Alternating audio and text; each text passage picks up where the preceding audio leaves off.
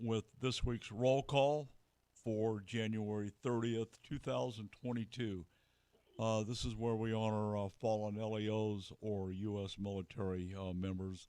And this week we have no U.S. military members to tell you about. However, we have a long list of fallen LEOs that have given it up this week or the last week and a half or so.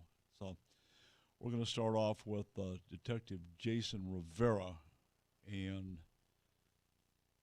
Officer Mora that were killed, ambushed in New York City. Rivera's end of watch was January 21st, the day of the incident. He was 22 years old. And Officer Wilbert Mora passed away on January 25th at age 27, who succumbed to wounds received in the same incident. These officers arrived at an apartment and they spoke to the suspect's mother.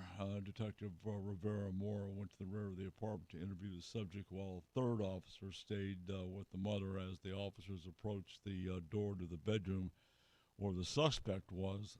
The suspect opened the door and immediately began to fire at the officers, struck both of the officers, and the third officer returned fire, killing the suspect. And wow, this is just, these domestic violence incidences are definitely a major cause of death for the police officers. Rivera had served with the New York Police Department for just over a year and was assigned to the 32nd Precinct.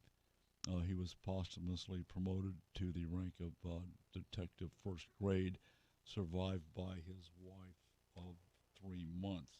Mora had served with the department there in New York for 4 years and also was assigned to the 32nd Precinct. And then we move on to School Resource Officer Johnny Patterson in Lee County School District in Mississippi. His end of watch was January 21st at age 58. He succumbed to injuries sustained on January 13th when he was struck by a vehicle while directing traffic near the school. So, tragedy in itself. Patterson was also served as the assistant chief of the Verona Police Department and had served in law enforcement for 28 years, survived by 2 sons, his wife, and several grandchildren.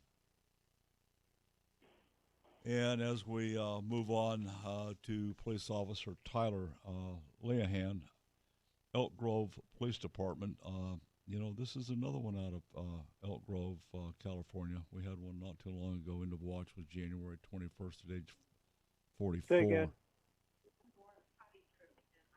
And Mm-hmm. he was killed while his police motorcycle was struck head-on by a drunk driver.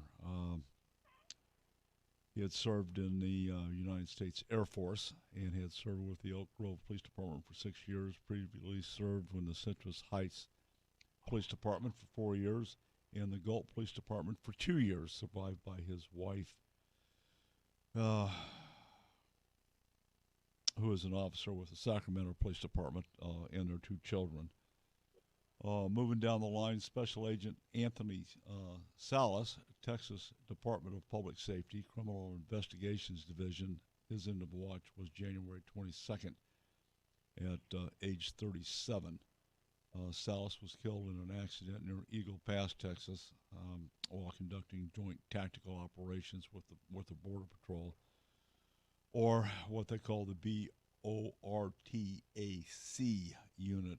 He was flown to San Antonio, where he succumbed to his wounds from the following day. We don't know all the details of that. That obviously still under investigation. A lot of stuff going on down there around Eagle Pass, especially with all the stuff down on the border.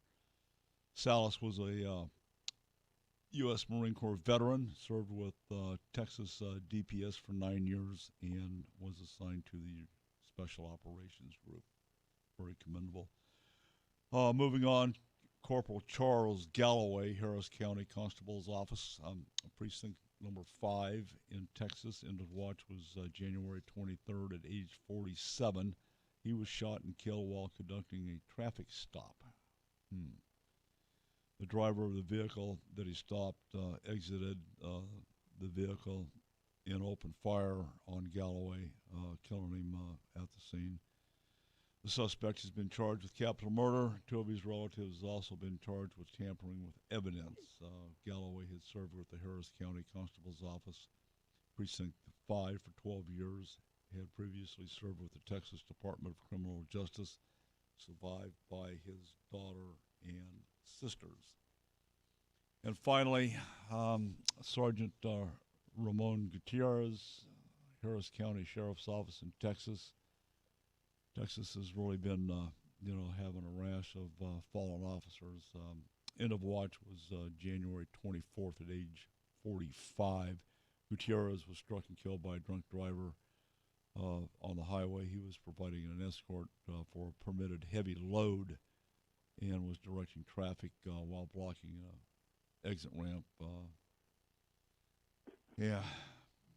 He was flown to the hospital and succumbed to his injuries as a result of that accident, and had served with Harris County Sheriff's Office for 20 years, was assigned to Vehicular Crimes Division, survived by his wife and 3 children.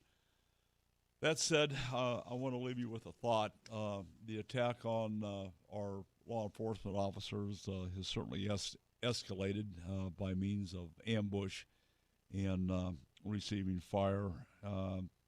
This past 2021, we lost 326, wrap your head around that, 326 officers killed in the line of duty. As always, our hearts, thoughts, and prayers go out to these officers' families, their units, and the communities that they serve. I'm Don McDowell. Support the Blue Line.